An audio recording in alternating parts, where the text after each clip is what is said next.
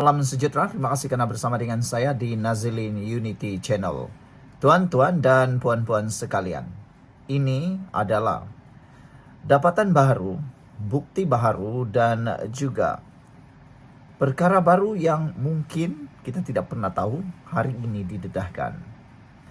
Isu REE dahulu pernah panas di beberapa buah negeri, terutamanya di Kedah dan Kelantan. Pelombongan itu dianggap sebagai pelombongan yang haram kerana ianya dimulakan tanpa ada apa-apa pengetahuan kerajaan. Hari ini didedahkan dalam sebenar REE yang mula terbongkar. Siapa sebenarnya Mr. X di belakang Alberte? Tuan-tuan dan puan-puan sekalian, dengan pendedahan terbaru ini, maklumat terbaru ini, maka kita akan tahu secara diam-diam akhirnya Tuhan tunjuk siapa dalang REE dan siapa di belakang Alberte. Rancangan jahat orang yang jahat pastinya akan terbongkar juga. Ditulis dan didedahkan oleh Samgaz, Alberte, Rini dan Samsul sudah kena tahan dengan SPRM. Saya yakin dan saya percaya Alberte tidak pernah memikir atau pernah terfikir perkara seperti ini boleh berlaku. Dia mungkin tidak pernah terfikir Rini akan membuat pengakuan bahawa dia tiada kena mengena dengan hubungan ataupun dengan pendedahan Alberte. Tuan-tuan dan puan-puan, Mr. X belakang mereka itu mesti guna duit untuk blackmail dan pemeras ugut terancang untuk tujuan mengawal hasil bumi paling strategik yang mahu dikuasai China dan Amerika, iaitu unsur nadir bumi REE. Mustahil Alberte bergerak sendirian, tuan-tuan dan puan-puan. Sama ada beliau mendapat dana asing atau satu pasukan konspirator Mr. X, kita akan ketahui dalam masa terdekat. Sebab itu, SPRM tangkap segera petang tadi, 28 November, bukannya Isnin 1 Disember. Tuan-tuan dan puan-puan sekalian, kini game sudah berubah. Selepas ini terbongkar pula siapa Godfather atau Puppet Master yang selama ini tarik tali hulur dana besar di belakang Alberte. Alberte apabila buka mulut di SPRM nanti, senarai founder gelap dan penerima suapan Alberte pasti akan keluar satu persatu. Tidak percaya, kita tunggu dan lihat. Tapi pelik, tak akan pelik tuan-tuan dan puan-puan sekalian. Tak akan pelik kalau PAS dan Bersatu pun terselit sama sebagai penerima sumbangan dari puluhan syarikat dia. Kan? Macam tu. Mahathir pula bagaimana? Kita tunggu sambil makan popcorn, tuan-tuan dan puan-puan. Persoalan besar sekarang ini ialah bisnes sarang Walid mana mampu bayar rasuah berjuta ringgit. Dari mana dia kutip duit? Macam mana dia tagih, macam mana dia agih. Semua bakal terlonde satu-satu. Mesti ada Mr. X di belakang tabir sebagai founder utama. Jika ikut susunan pendedahan kes skandal mineral ini, bukan di Sabah sahaja penglibatannya. Ia boleh jadi satu ancaman keselamatan negara yang serius dan tidak pernah berlaku sebelum ini. Halnya tidak lain dan tidak bukan, REE adalah asal objektif yang dipertaruhkan. Orang politik hanya keldai. Jadi tuan-tuan dan puan-puan sekalian, tidak hairan kalau malam ini geng PN dan PAS, terutama tim Mahathir Gelabah, tidak boleh tidur sampai petang tadi kerana buat video nafikan dia rapat dengan Alberte. Padahal zaman dia jadi Perdana Menteri dan Muhyiddin jadi Menteri Dalam Negeri, Alberte dapat melepas tanpa membebaskan di NAA. Sebab yang mereka buka, pintu itu balik hentam muka sendiri. Ketar-ketar dalam video. Eloklah rehat rumah main dengan cicit sajalah.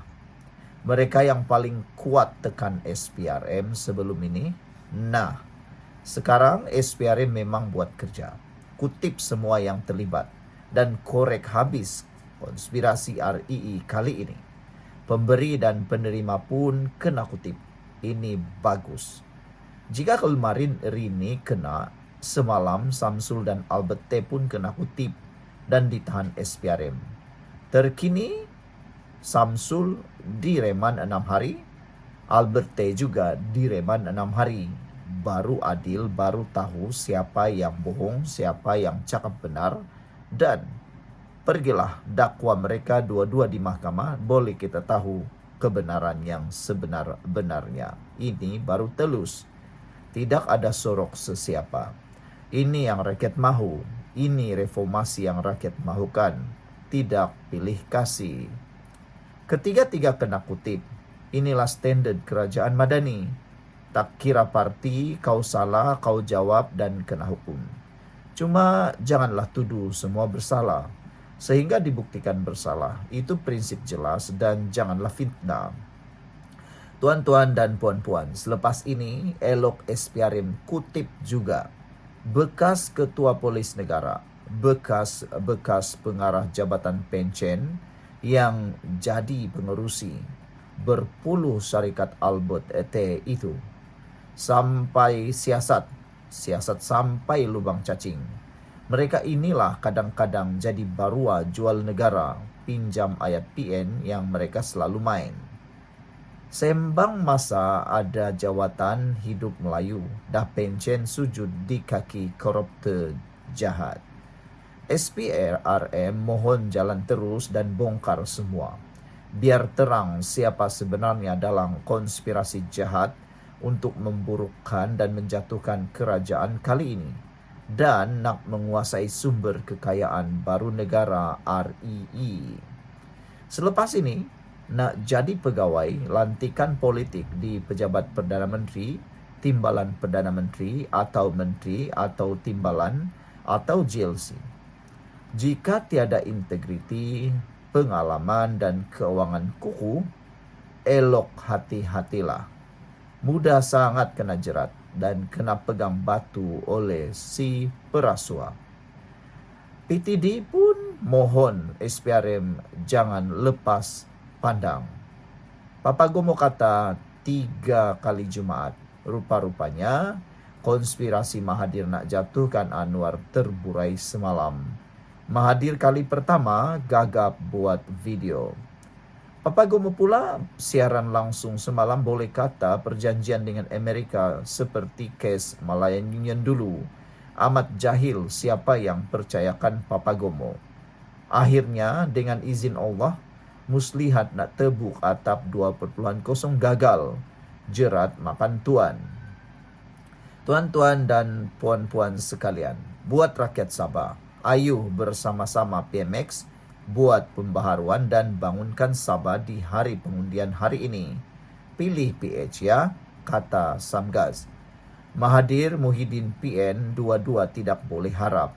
Selama Mahathir 22 tahun dan 22 bulan jadi Perdana Menteri, tidak boleh buat sama dengan Anwar buat sekarang, terutamanya membabitkan MA 63, 40% hasil Sabah dan peruntukan tahunan sampai 600 juta ringgit. Begitu juga Muhyiddin, jadi Perdana Menteri 33 bulan langsung tidak mampu capai seperti mana Anwar buat. Ayuh jalan terus PMX, walk the talk. Reform habis lepas menang Sabah, kita doakan PMX rombak kabinet dan tukar menteri dan timbalan menteri yang tidak perform dan lajukan reformasi dalam negara. Ayuh kita sama-sama buat perubahan, ini kalilah masanya reformasi. Sekian untuk kali ini, jangan lupa tinggalkan komen Anda, tekan butang subscribe, bye-bye. Sebelum kita teruskan ulasan hebat ini pada petang ini, izinkan dulu saya berkongsi dengan Anda semua. Ini ialah terapi imun transfer factor for life. Terapi imun yang meningkatkan daya imun badan kita sehingga 400%. Secara umum dan ringkasnya, apabila imun badan kita lemah, apabila imun kita bodoh, apabila imun badan kita tidak seimbang, kita kena penyakit dan sukar sembuh daripada semua jenis penyakit. Imun badan yang tidak seimbang juga menyebabkan kita kena autoimun. Tuan-tuan dan puan-puan sekalian, apabila imun badan kita jadi kuat, bijaksana dan seimbang, imun badan kita lah yang akan menyembuhkan semua jenis penyakit yang ada di dalam tubuh badan kita. Terapi imun ini mendidik, mengajar, menguatkan dan menyeimbangkan imun badan kita.